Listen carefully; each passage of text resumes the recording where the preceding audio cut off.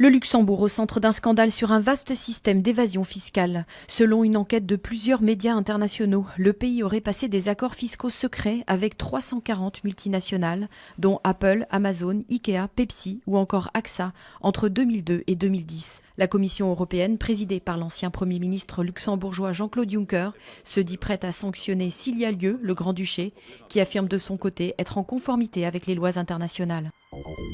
François Hollande en direct ce soir à 20h30 sur TF1.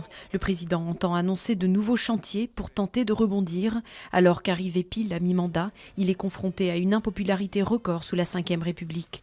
Durant une émission spéciale d'1h30, le chef de l'État répondra aux questions de 3 journalistes et de 4 Français censés incarner les grandes questions liées à la crise.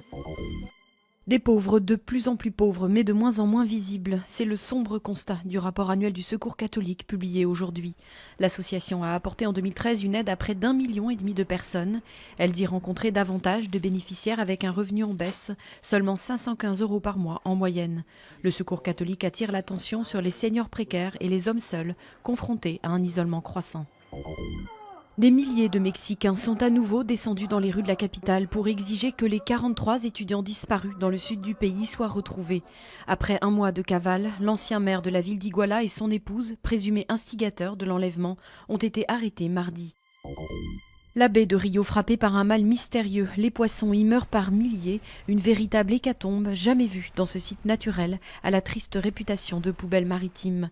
Les premières analyses scientifiques officielles écartent pour l'heure la pollution ou le manque d'oxygène, mais les petits pêcheurs indépendants de la baie pointent du doigt les activités pétrochimiques de la compagnie nationale Petrobras.